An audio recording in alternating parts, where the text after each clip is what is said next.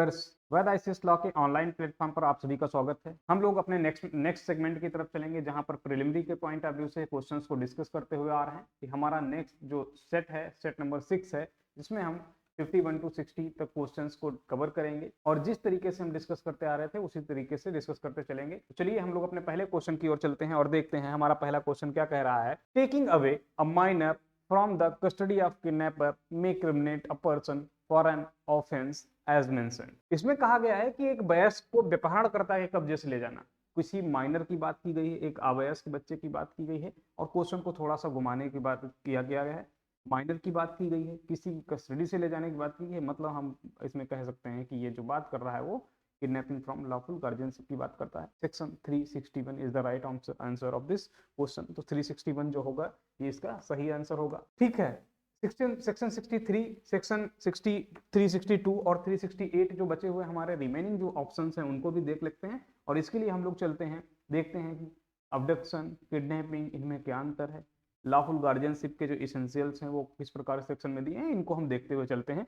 आइए 361 क्या बात करता है, हु टेक्स और इंटाइसी, क्या करता है, ले जाता है। सेक्शन 361 क्या बात कर रहा है, whoever takes or enticing any minor 16 years age of male. अगर मेल की बात करता है तो कितना होना चाहिए, 16 years एज होनी चाहिए। और जो अगर 18 years एज ऑफ फीमेल, अगर किसी फीमेल को ले जाता है तो उसकी एज कितना होना चाहिए, मतलब लॉफुल गार्जियनशिप से जब आप ले जा सकते हैं। और इसकी देखिए क्या, किडनैपिंग फ्रॉम लॉफुल गार्जियनशिप की बात करता है तो मेल की एज कितनी होनी चाहिए, 16 ईयर्स, और फीमेल के लिए 18 ईयर्स एज का कोई माइनर है, कोई बच्चा है जिसको क्या कर रहा है, कोई व्यक्ति ले जा रहा है तो उसको क्या बना, और या any person of unsound mind, और कोई अनसाउंड माइंड व्यक्ति जो होगा उसको भी अगर ले जाते हैं तो क्या है, out of keeping the lawful guardianship of such minor person of unsound mind without the consent. और तीसरा इसमें और नेक्स्ट हमारा जगह without the consent of such guardian, जिसकी कस्टडी में वो है उसकी कंसेंट के बिना अगर ले जाते हैं तो क्या होगा, उसको कहा जाएगा किडनैपिंग फ्रॉम लॉफुल गार्जियनशिप। तो यहाँ पर भी क्या होगा, किसकी कस्टडी में है, इस समय जो बच्चा है वो कस्टडी में किसकी है, वो किडनैपर कस्टडी में है, इसलिए सेक्शन 361 वो बात करता है इसकी। नेक्स्ट अगर हम देखें तो नेक्स्ट हमारा क्या है, नेक्स्ट की अगर बात करें सेक्शन 362, सेक्शन 362 क्या बात करता है, सेक्शन 362 बात कर रहा है अबडक्शन की, अपहरण की बात करता है। और क्या बता, यहाँ पर वर्ड यूज हुआ है whoever by force, कैसे, by force compel or by any deceitful man induces any person to go from any place abduct that person। क्या कहा जाएगा कि उसने ऐसा अबडक्शन किया। तो अबडक्शन के बारे में 362 बात करता है, 361 बात करता है किडनैपिंग फ्रॉम लॉफुल गार्जियनशिप, 360 बात करता है पनिशमेंट की, पनिशमेंट फॉर लॉफुल गार्जियनशिप के बारे में बात करता है। और इसमें एक ऑप्शन दिया हुआ है जो आपका 368 है, उसको भी देख लेते हैं। तो 368 क्या बात करता है, देखिए 368 जो है सेक्शन 368 क्या बात करता है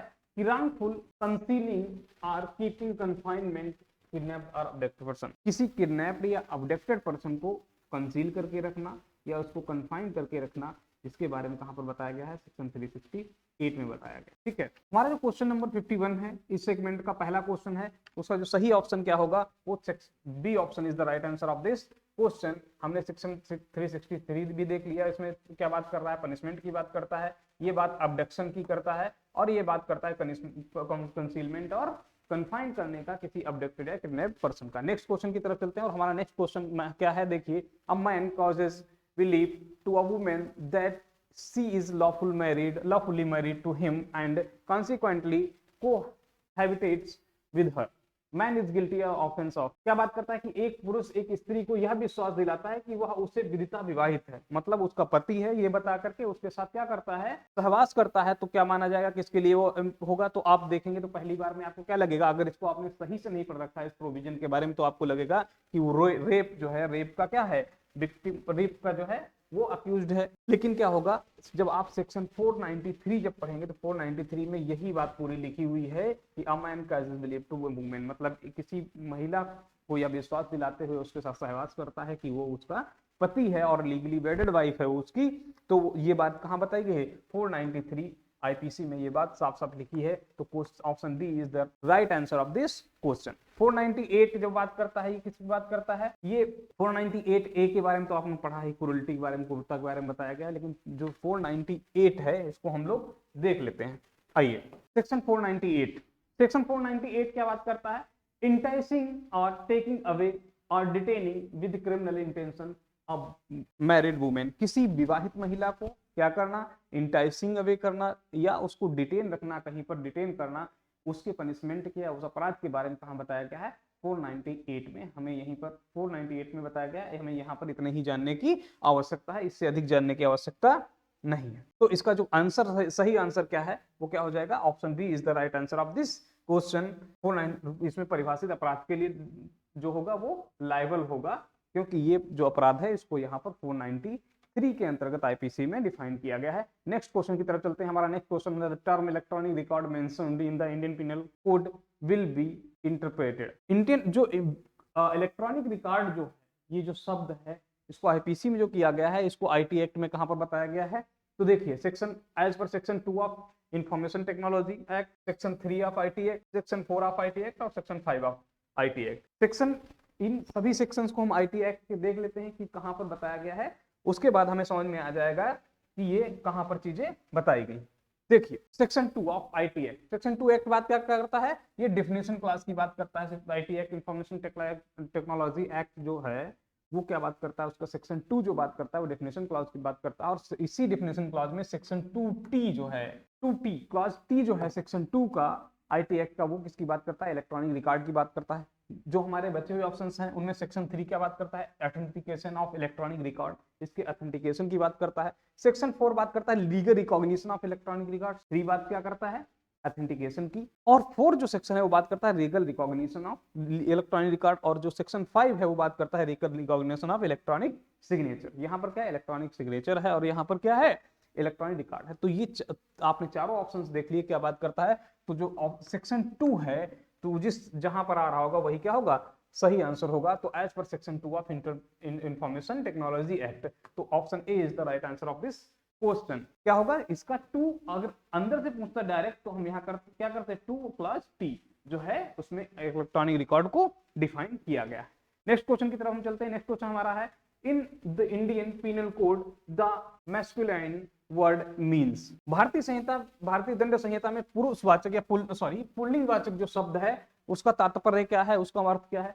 तो आप देखेंगे सेक्शन 8, कौन सा, section 8 of Indian Penal Code एड, जिसमें क्या बताया गया है, आईपीसी में जेंडर को डिफाइन किया गया है, जेंडर, और जेंडर जहां पर एक वर्ड यूज किया गया है, डायरेक्ट क्वेश्चन वहां से ही पूछा जाता है, ही वर्ड किस किस को इंक्लूड करता है, उसमें कौन कौन समाहित होता है, तो उसमें मेल और फीमेल दोनों समाहित होंगे। तो यहाँ पर ऑप्शन देखिए क्या हो जाएगा, एवरी पर्सन, बी ऑप्शन है human male of any as, ठीक है, लेकिन इसमें मेल के साथ फीमेल भी होगा। इंडिविजुअल्स इंक्लूडिंग बॉडी कॉर्पोरेट, ये नहीं होगा, ईच ऑफ दीज, ये सभी नहीं होंगे, इसमें क्या होगा, एवरी पर्सन, प्रत्येक व्यक्ति जो है वो किसमें आएगा, वो सेक्शन 8 या जेंडर के अंतर्गत आ जाएगा। तो इसका जो अप्रोप्रिएट जो आंसर है वो option A is the appropriate answer and the right answer of this question.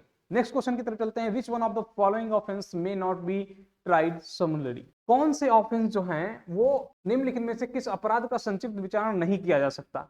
3 साल तक के कारावास से दंडनीय अपराध का आईपीसी की धारा 500, 454, 456 और क्या है 379, 80 और 381। मतलब क्या बोला गया, देखिए अब जब सेक्शन, मैं यहाँ पर आपको बता दूं, सेक्शन 265 जो है वो क्या बात करता है, समरी ट्रायल की बात करता है, और इसी में सेक्शन 260 जब देखेंगे तो 260 में ही आपको सीआरपीसी में आपको समरी ट्रायल की जो बात करता है वहां पर मिल जाएगा कि जो इनका क्लास सी है, क्लास सी में कुछ पैराग्राफ्स दिए गए हैं, पॉइंट दिए हैं 1 2 3, तो 2 में देखेंगे क्या मिल जाएगा आपको, 379 मतलब थेफ्ट इन बिल्डिंग या हाउस, और क्या है किसी लिपिक सर्वेंट के द्वारा, क्लर्क के द्वारा अगर कोई किसी प्रकार की वस्तु की चुराई जाती है, 381। तो ये जो चीजें हैं, देखिए ये भी समरी ट्रायल उसी में 260 में दिया हुआ है, ये वाला पॉइंट जो है वो भी क्या किया गया है, उसमें दिया गया है। और पूर्वगामी अपराधों में से किसी का दोष प्रेरण, मतलब ये जो ऊपर जो अपराध दिए गए हैं इनको अबेट करने वाला कोई अपराध है वो भी कहां बताया गया है, वो भी 260 के अंतर्गत बताया गया है। लेकिन यहाँ देखेंगे 3 साल तक के कारावास से दंडनीय अपराध, तो यहाँ पर 3 साल नहीं, कितना होना चाहिए था, 2 ईयर्स, 2 साल होना चाहिए था। अगर 2 साल होता तो ये ऑप्शन सही होगा। मतलब पूछा क्या है, संक्षिप्त का विचारण नहीं किया जा सकता है, नॉट बी ट्राइड, ठीक है। तो option A is the right answer, क्योंकि यहाँ पर कितना होना चाहिए, मिनिमम 2 ईयर्स होना चाहिए 2 ईयर्स से कम के पनिशमेंट के जो पनिशेबल ऑफेंसेज होंगे उनका समरी ट्रायल किया जा सकता है, उससे अधिक जो पनिशेबल ऑफेंस हैं उनका ट्रायल समरी ट्रायल नहीं किया जा सकता। तो option A is the right answer of this question. Next question की तरफ चलते हैं हम लोग। Section 82 of IPC lays down the rules of हॉली इन कैपेक्स, पार्सली इन कैपेक्स, A and B both. Last क्या है इधर, बोथ ए और बी, दोनों में से कोई एक या ए या बी। तो देखिए जो 82 है, सेक्शन 82 बात क्या करता है, डॉली इन कैपेक्स की, ठीक है, डॉली इन कैपेक्स, डॉली इन कैपेक्स की बात करता है। मतलब और यहाँ पर एज कितनी बताई गई है, 0 से 7 वर्ष। तो 0 से 7 वर्ष के बालिग के द्वारा, किसी बच्चे के द्वारा अगर कोई अपराध किया जाता है जिसको हम डॉली इन कैपेक्स बोलते हैं, डॉली इन कैपेक्स क्यों बोला जाता है, क्योंकि उससे अपने कार्य जो है, जो एक्ट वो कर रहा है, उस एक्ट के नेचर के बारे में ऐसा माना जाता है, ऐसा प्रिजम्पशन किया जाता है लॉ के द्वारा, कोर्ट के द्वारा, कि उसको अपने एक्ट के नेचर के बारे में कोई जानकारी नहीं है, कि वो कोई इलीगल एक्ट कर रहा है, लीगल एक्ट कर रहा है। मेच्योरिटी के पॉइंट ऑफ व्यू से वो माना जाता है कि वो एक अबोध बालक है जिसे किसी प्रकार की कोई जानकारी नहीं है, अर्थात क्या होगा, पूर्ण रूप से उसको क्या कर दिया जाए, अच्छा माना जाएगा, और हॉली इन कैपेक्स पूरी रूप तरीके से क्या होगा, उसको एग्जेम्पशन दिया जाएगा, तो उसको हॉली इन कैपेक्स माना जाएगा, या हम कह सकते हैं उसको हॉली एग्जेम्पशन, कंप्लीट इंजंक्शन दिया जाएगा। किसमें, सेक्शन 82 में। पार्सली इन कैपेक्स की जो बात करता है वो कौन बात करता है, सेक्शन 83 बात करता है, जहां पर डॉली इन कैपेक्स की बात नहीं करते हैं, डॉली कैपेक्स की बात करते हैं।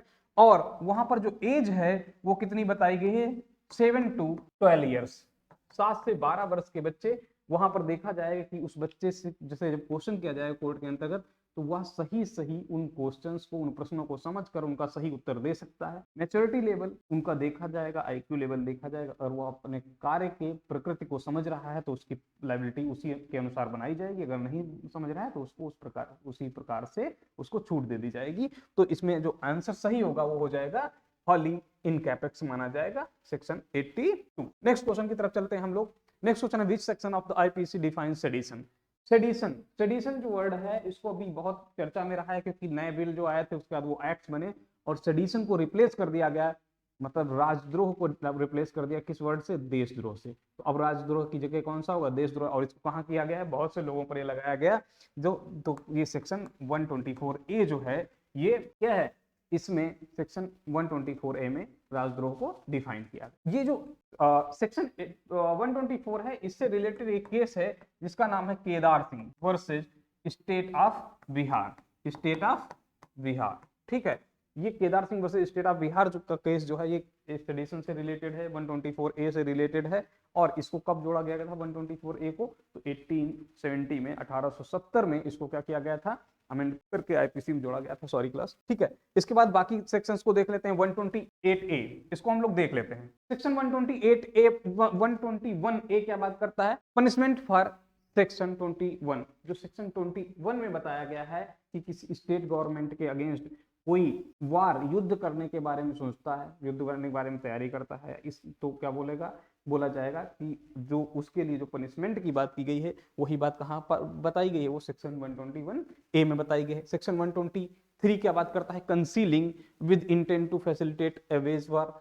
कोई ऐसे फैक्ट, कोई ऐसी थिंग्स, कुछ ऐसी चीजें हैं जिनको कोई व्यक्ति के द्वारा छिपाई जा रही हैं, और जिनके छिपाने से क्या हो रहा है कि कोई जो युद्ध है, युद्ध होने की संभावना बढ़ रही है, युद्ध हो सकता है, उसके बारे में कहाँ बताया गया, 123 में बताया गया। 124 क्या बात करता है, असॉल्टिंग प्रेसिडेंट और प्रेसिडेंट गवर्नर एक्सेट्रा। प्रेसिडेंट या गवर्नर को के ऊपर असॉल्ट करना, क्यों करना, विद इंटेंट इस आशय से टू कंपेल और restrain the exercise of any lawful power, कि वो अपनी लॉफुल पावर को किसी प्रकार से प्रयोग ना कर सकें। ये 124 बात करता है। 124A जो है वो सेडिशन की बात करता है। और मैंने बताया जो भारतीय न्याय संहिता है, जो हमारा नया एक्ट है जो अभी तक लागू नहीं हुआ, उसमें इसको राजद्रोह की जगह देशद्रोह से रिप्लेस कर दिया गया है, ठीक है।